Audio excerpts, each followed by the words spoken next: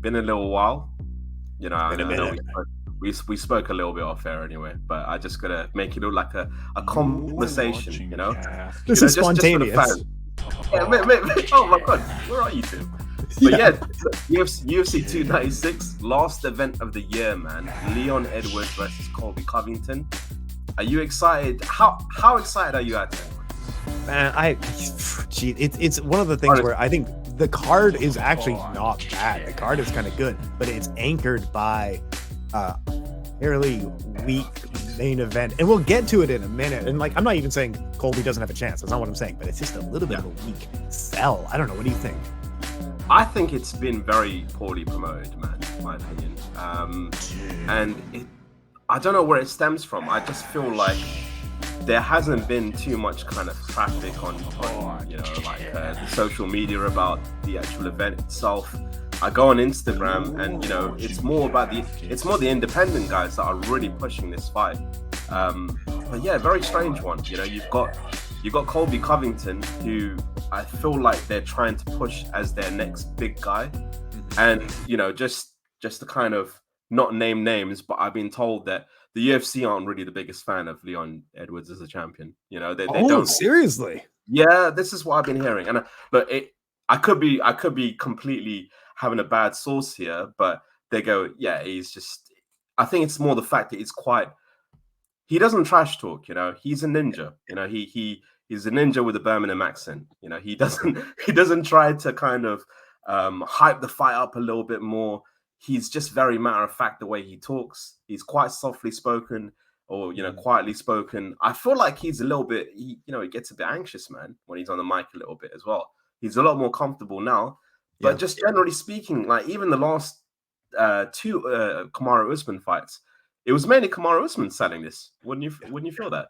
I do. I agree with you entirely, and that's why I think in the past, like remember with how hard it was for Leon to get a matchup against Tyron Woodley when he very clearly deserved it.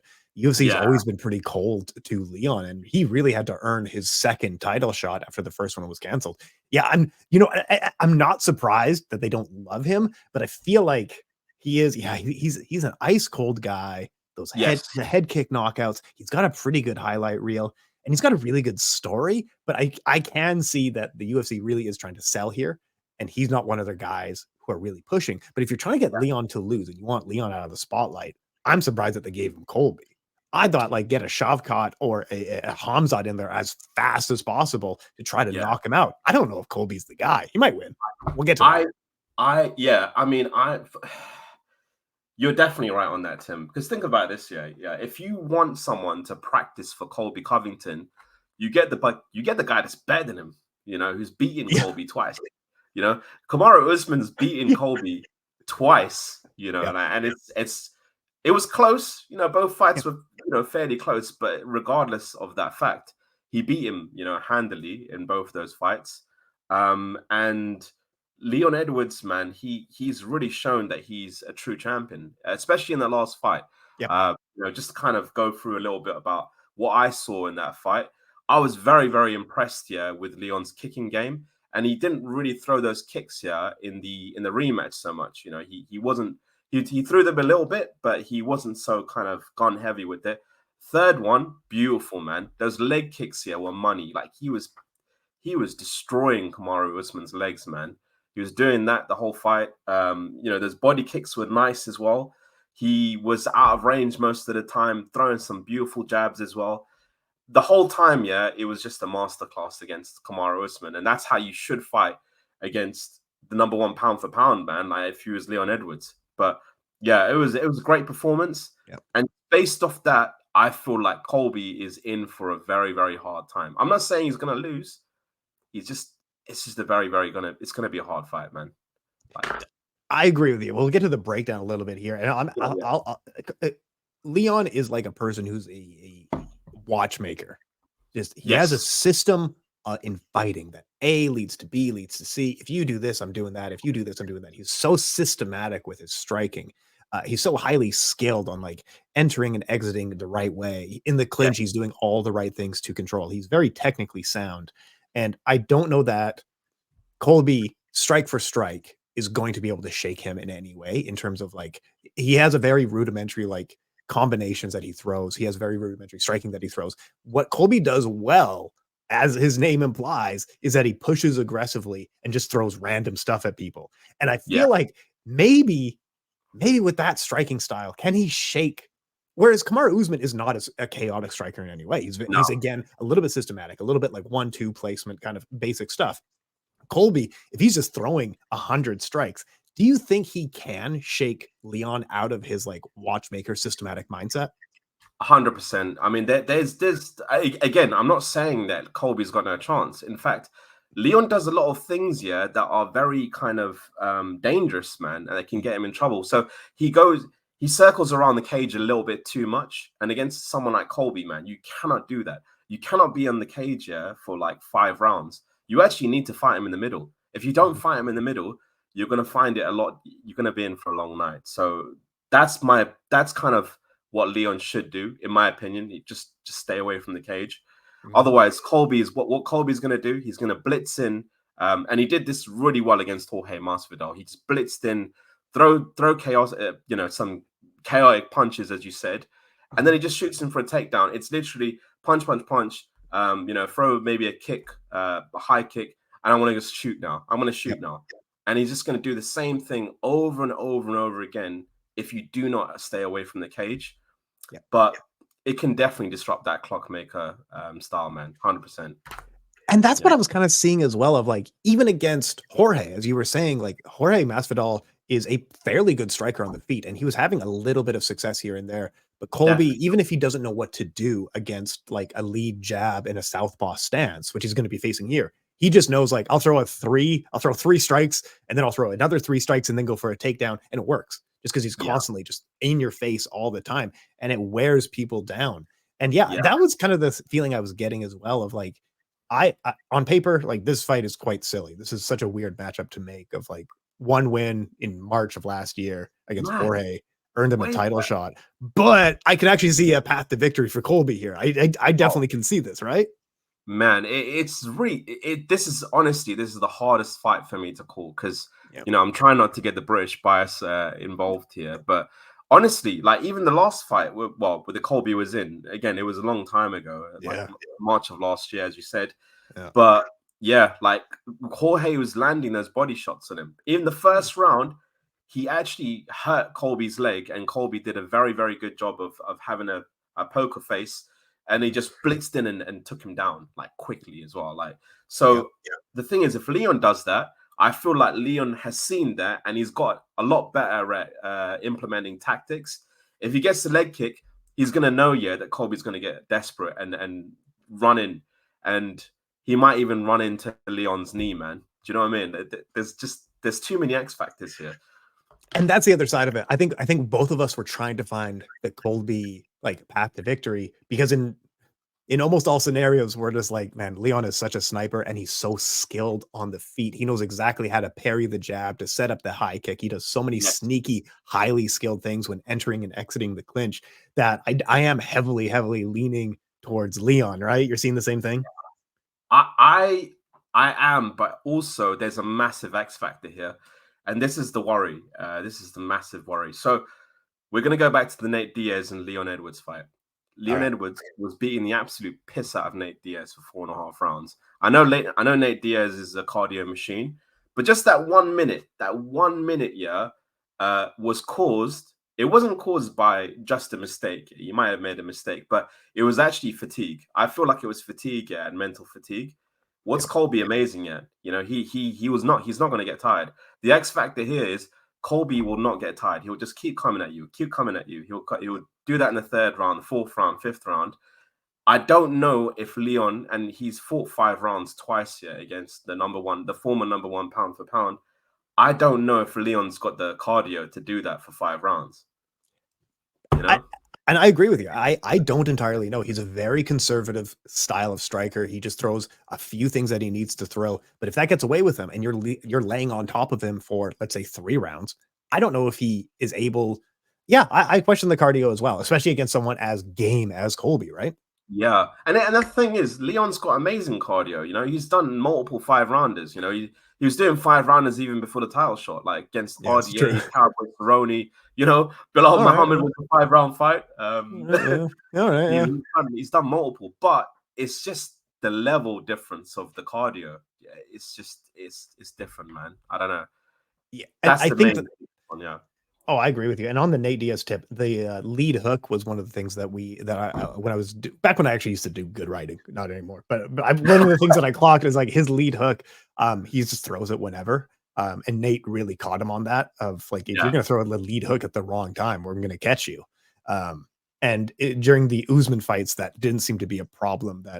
So he does seem to learn. He has to learn it in the hardest way possible. Like he has to do the wrong thing until he almost loses against Nate for him to fix his flaws. But I do think something like that of like if you are putting that much pressure on him, constantly throwing stuff, constantly clinching, going for takedowns, making him get up, that yeah. really wears on you after a while, right? Oh, definitely, man. And that's the thing. Colby doesn't always care, yeah, that he doesn't get the takedown. He just Mhm. wants you to work. It's like Yeah. Habib. You know, he knows he's gonna get the takedown anyway. But even if he doesn't, he goes, I'll do this 100 times. I'll do this 100 times, and then eventually you'll get tired, and then eventually I get you. I'll get you eventually. And that's basically Colby in a nutshell, man. He'll just keep Yep. coming at him. He's got good transitional wrestling as well. I think that's something that he really has to implement going into that. And I think Kamaru Usman had some nice takedowns that Colby can use as a blueprint. But just generally speaking, and I think Leon is going to win, but Mhm. I think it's going to be a split decision. I think it's going to be Oh, close, man. Yeah. man, how do you feel? Let's say that happens. We get a split decision. Colby couldn't have been closer in all of his title shots to winning. Split decision. I think the other one was a split decision and then a knockout. But my God, this guy has been this Yeah, close for man. so long. What a career. Jesus, it's going to be. I think at that point, yeah, he should just kind of champion for the Jorge Masvidal rematch, man. Get some big money and then just Get call it some a money. day. Yeah, just get some more money at this point because he probably is getting. He probably got more money for that, yeah, than this title shot that he's going to get now. Oh, I mean, probably. Yeah, I would think so. That one yeah, sold way better than this one is selling. Like, yeah, not to reveal too much, but we do work in the MMA space, and it doesn't seem like. I guess maybe we haven't been trying as much, but it doesn't feel like this fight on the card is really capturing people on Instagram. So let's talk about the booking itself. This is a weird booking. Um, yeah, I don't know because welterweight is not terrible. It's not no, if they just threw Gilbert in there, would I wouldn't have complained. And I think Gilbert has a really good chance to win. He is coming off a loss. Belal Muhammad, of course, is the X factor. Would you have booked the yeah, Belal Muhammad fight? no, not yet No, because nah, you have to, man. I he's mean, look, earned it. we got to go back to the original statement from Dana, man. Like when he came in with Zuffa, I Yeah, want the best to fight the best, man. And the last few years, it hasn't really felt like that, man. It's like we don't really pull gimmick fights. We don't really do that stuff. he booked And this fight. we're talking about Connor returning on UFC 300 against Islam Makhachev, man. I mean, come on. it's, it's such a silly sport sometimes, man. It's like Oh, this sport, man, it wears on you, doesn't it?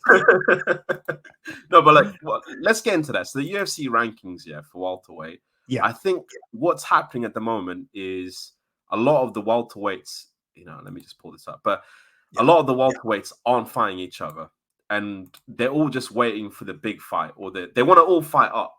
Not everyone can fight up. Like Bilal's the only one who's just been like, I'll fight everyone. So he's probably the most deserving contender, in my he is. opinion. He is. He's got the biggest streak. He's beaten everyone. Like, what else do you need him to do? Do you think he just needs to be a bigger star at this point? Like, what? Like, what?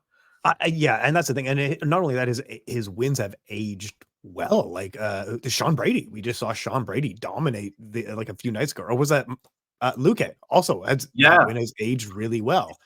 yeah, Uh, both of those just tremendous, and people kind of wrote them off, saying like they're low quality wins because Bilal beat them. But no, Bilal is that good. He is quite a skilled fighter.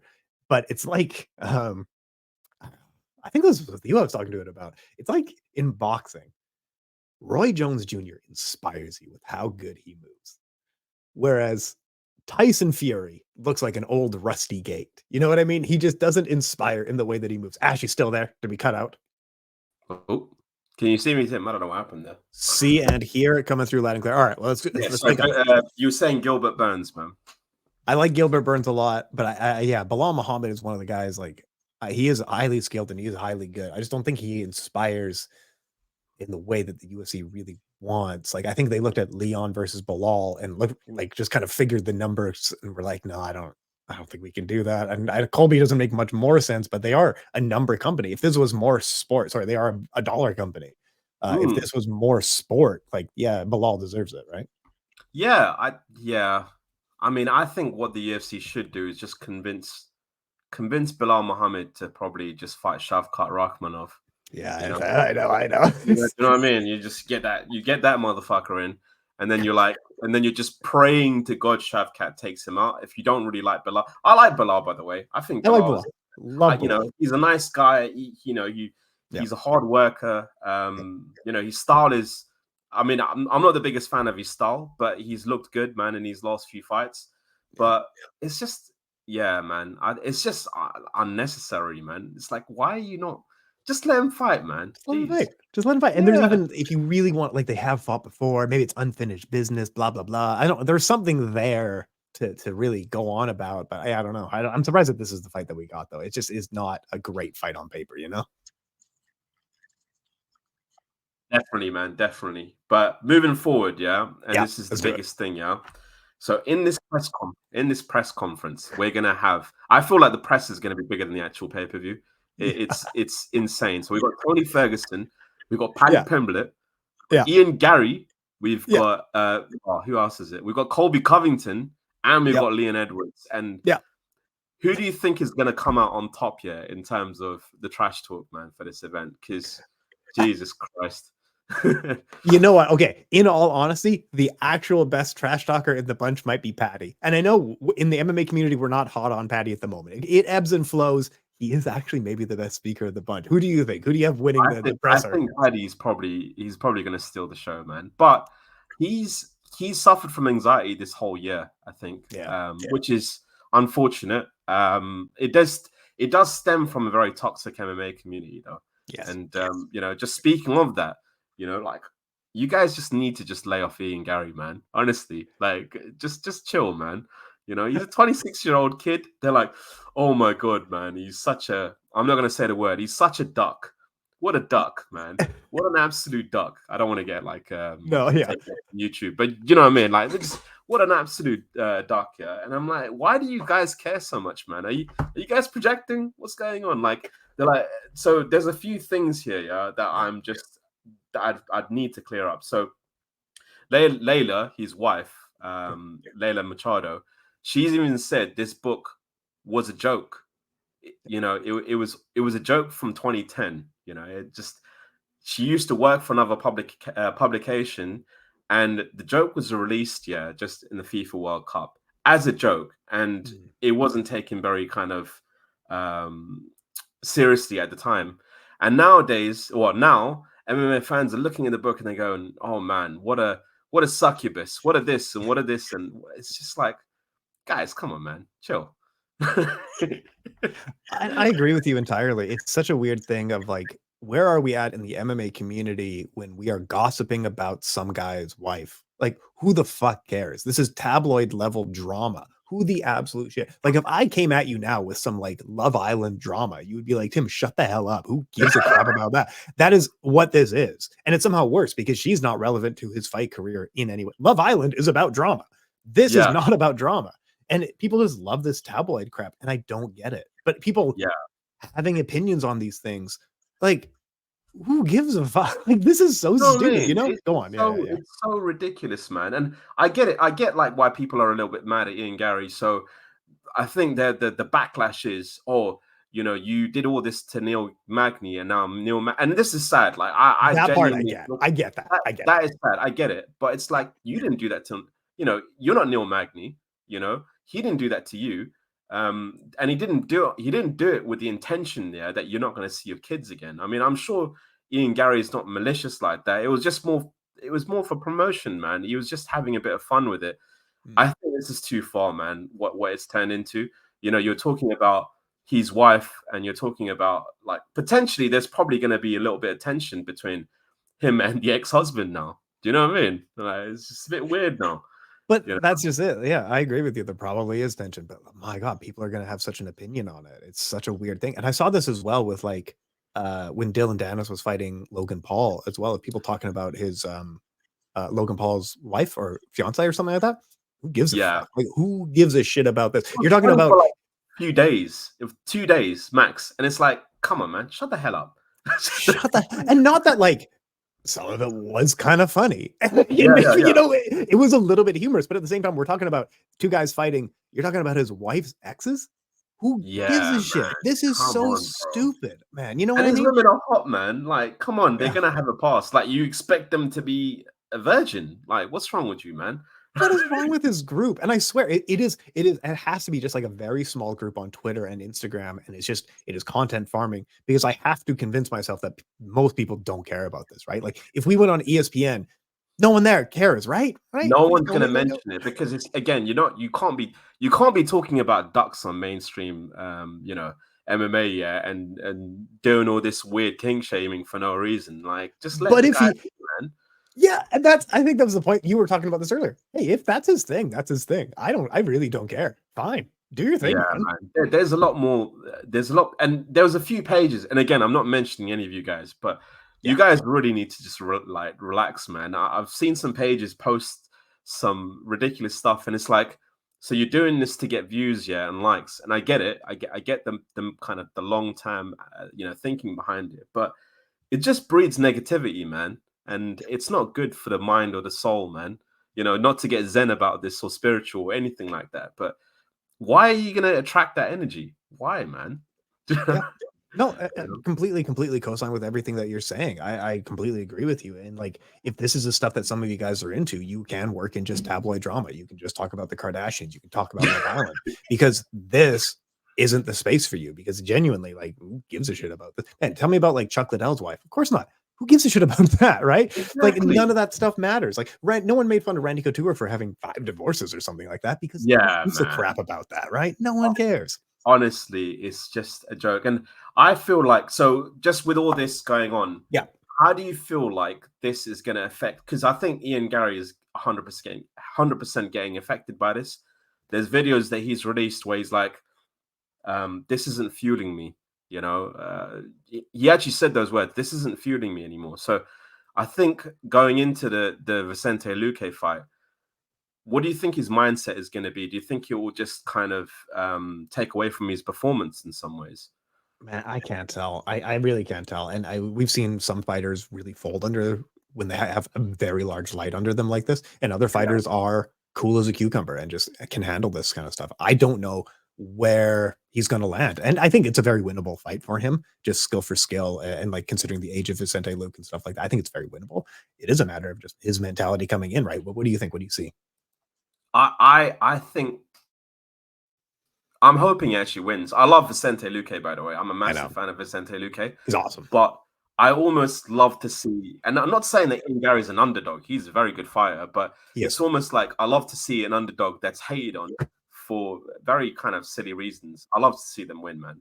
So yeah, I'm hoping he wins. I think this is going to affect his performance, though. I mean, if he's being this vocal on his reels and he's turning comments off and all this kind of yeah, understandably so, because I'll do the same. That would drive me nuts. Yeah, people messaging me, calling me a duck all day, like piss off, innit? So I think that would really, really affect me mentally. But I'm hoping for him, it fuels him, and he actually gets a very solid win. Like, that's what I'm hoping. Now, if he yeah. wins, what do you do with him? What do you do with Ian Garry Who if do he you wins? move him up against? Do you give him? I mean, Shavkat's so far ahead of him at this point. That was kind of there's a Gilbert Burns, Sean Brady, like Oh, you Jeff. can't give him Gilbert. They're. I think they're friends, man. So I don't think that's gonna work. Yeah, I don't know. I don't know, but we've had the problem of welterweight for years. Of there is so much like waiting at the top. I don't know. Yeah, What do you do with him at that I point? Who? say give him the loser of the title fight. Why not? I'm okay with that. That's actually Yeah, pretty good. That's a good one right there. yeah, I know, but yeah, I mean that's pretty much it, man. UFC 296 is kind of speaks for itself. You got Tony Ferguson, Paddy Pimblett, What do you You know, see? What do you Colby see in that Covington. matchup? How do you see it going down? Oh, I mean, Tony follows us, so Tony will do this. Tony, man, first round submission, like first round knockout, whatever he wants. I really hope that we do see the Tony of old, man. Yep. I'm praying, I'm begging we see that.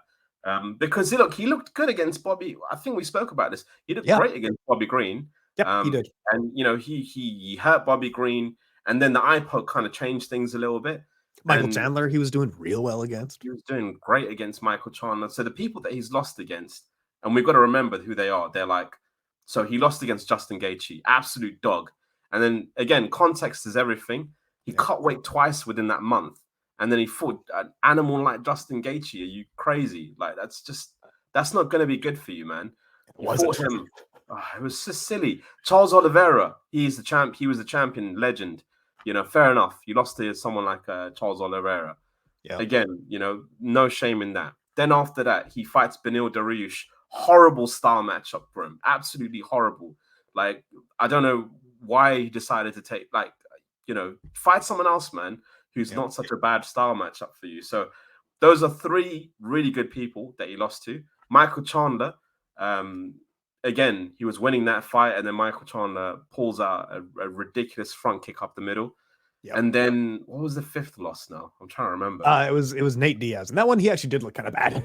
Oh, he didn't care about that. I don't think. Well, he says he didn't care. And he's not really the type to make inbuilt excuses. He goes, look, I took this 5-round fight under short notice. I didn't really, you know, I just thought I'm going to save the show. So I did it a favor. And then, yeah, I don't want to make excuses for Tony. I mean, he does clearly look different to how he did in his pride.